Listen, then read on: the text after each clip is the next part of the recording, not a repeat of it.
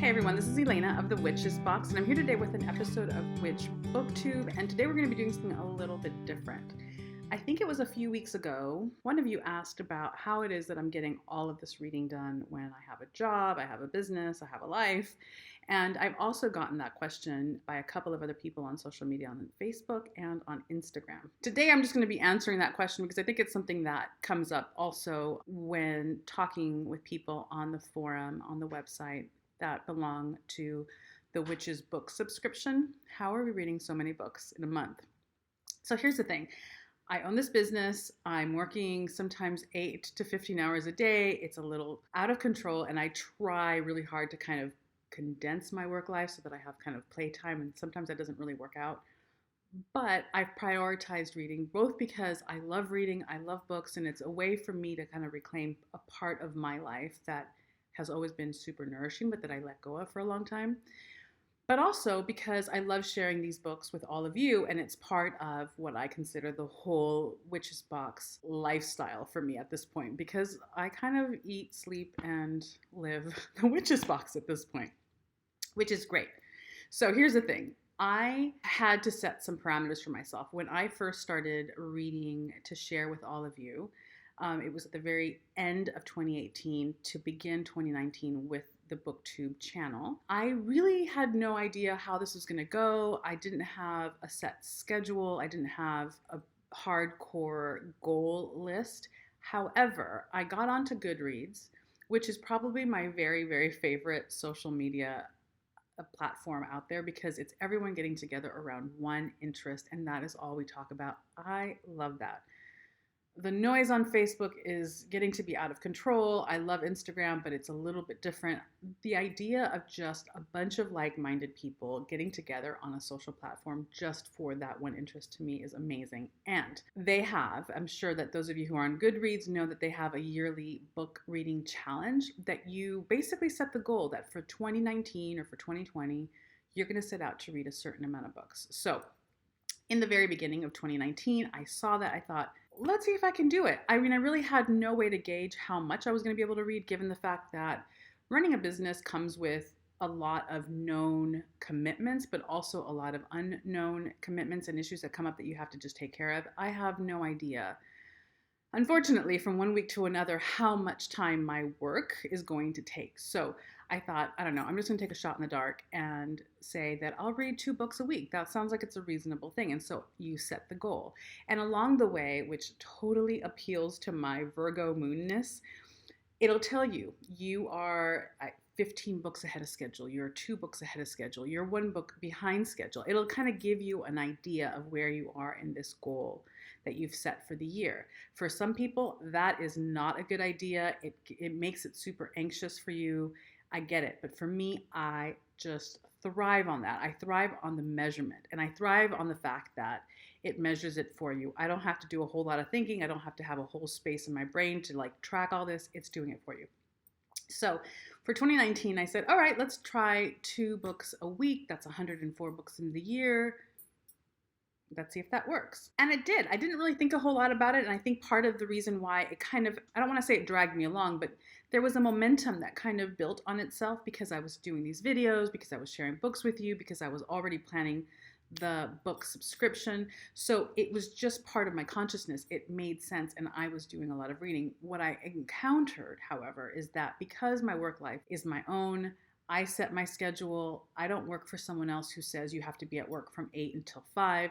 Like, my work kind of happens whenever it happens. It still sort of is common for me to work from morning all the way through dinner, and then after dinner, and then into like right before I go to bed. I just didn't have any boundaries around how much I spend in a day working. So when I started to feel like I was getting behind, when I started to feel like I wasn't able to allow myself the time and space to read the way I wanted to, I needed to kind of clean up my schedule.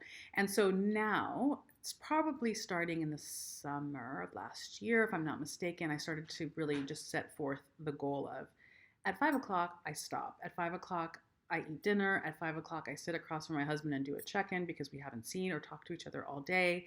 And then after dinner, it's like wind down. I do whatever I want to do with my time that isn't work related. And there is an argument to be made for the fact that if I'm reading, it's sort of work related because I'm creating videos for all of you on what I read that has to do with spirituality or witchcraft. But there's a definite sense of indulgence and joy and pleasure because it's something I do just for fun. So part of how I get the book reading that I get in is through that. After dinner, I'll read from the time I end dinner to the time I go to bed. Sometimes I'll have dinner, I'll hang out with my husband, then I'll have a bath, and then I'll read before bed. But that evening time is carved out to do that and to do whatever I want to do, which tends to be that.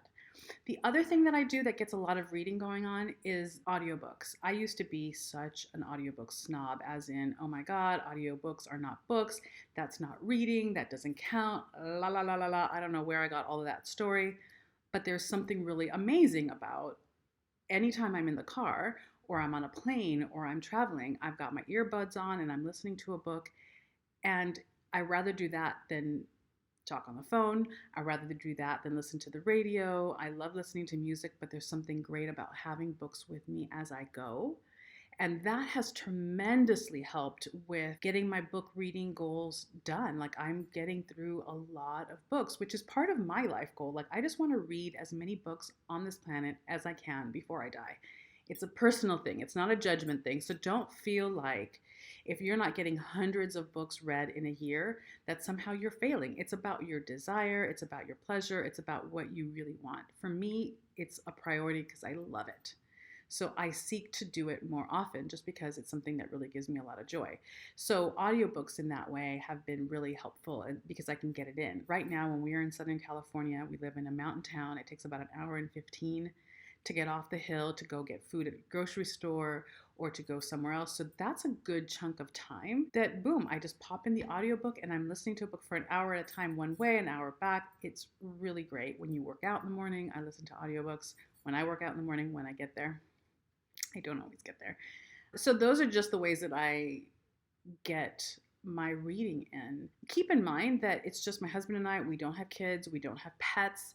So my time is pretty much my own to do as I choose. And the only impediment to my reading is work or, face-to-face time with those that I love, which is always wonderful. And so there are a lot of gaps. I don't watch a lot of TV. The TV that I watch is pretty limited and it's usually on the computer on my own time. So there's that advantage that I don't have to actually be in front of the TV at a certain time to catch a certain show, which I think is probably the case for most of us now, right? I don't know. I haven't really watched regular TV that's scheduled in years. So I'm not quite sure how that works for all of you, but I have a lot of freedom in terms of when I do what I choose to do.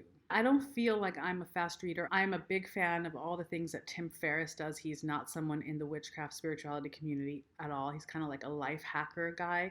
He talks a lot about different things that you can do to speed up your reading, and I've thought about doing that, but I'm not a naturally fast reader. I need to read at a really kind of it feels to me like a slow pace because I feel like some people read a lot faster than I do.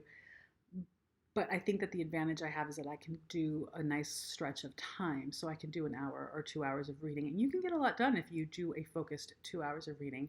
And then the audiobooks, you can listen to them faster if you wanted to. You comprehend things differently if you're much more of an auditory learner. So those are the things that I do. I tend to prefer hard copies of books to the audio and the digital, but at this point, I'll use whatever I can get my hands on. So if I'm traveling for 2-3 months at a time, I won't take the books with me, even though I used to do that. I'll use my Kindle or my iPad and I'll read that way.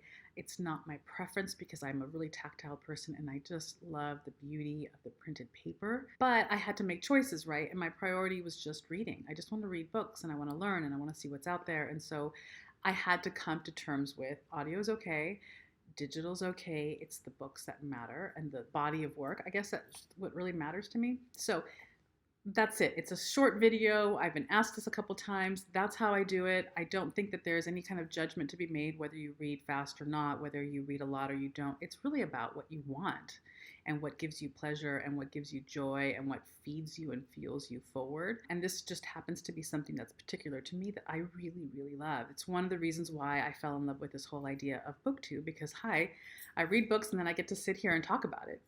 It's like a win-win in every way, but it's not for everyone. So I would love to hear about the rest of you. I want to know about who of you are on Goodreads and are really loving that platform, and who have your own reading challenges going for this year. I kind of upped the ante for myself. For this year, instead of 2 books a week, I upped it to 4, just to see if I can actually meet the challenge. I'm looking at my Goodreads right now. That totals to 208 books in a year, which is a lot. I don't know if I'm going to make it or not. If I don't make it, I'm fine. I'm not one of those people who just has a hard time with not meeting certain goals. Like, I've allowed myself freedom in this. But so far I've read 23, and it'll tell you you're 12 books ahead. I'm 11% of the way through. I just love that. That does something internally for me. I can't explain it to you. I know that it has everything to do with my Virgo moon, because my Libra girl just doesn't really respond to that kind of thing. But it's one of the things I love. And it also tracks what you've read in the year.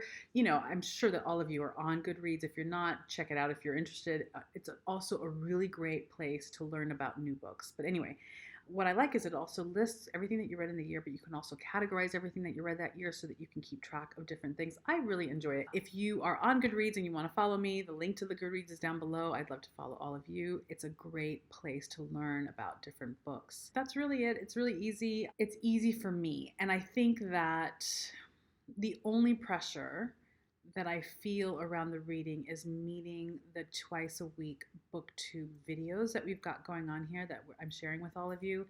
But even then, that still holds a lot of pleasure for me. So this is my reading life. I would love to hear what you guys are doing. I'd love to hear about your reading goals if you have them. If you're on Goodreads, I want to know about that. And what you're reading now, and how you get your reading in if that's something that you want to pursue. I'd love to hear about different tactics, because I think for me, the newest thing that I find to be super productive, as I've already said, is having audiobooks and just being able to pop in a book wherever I'm at. So if I'm driving, obviously you can't read when you're driving, but you can listen to a book. I love that. That has been a big, big game changer for me. So leave your comments down below. Share with me what you're doing, how you do it, and we will talk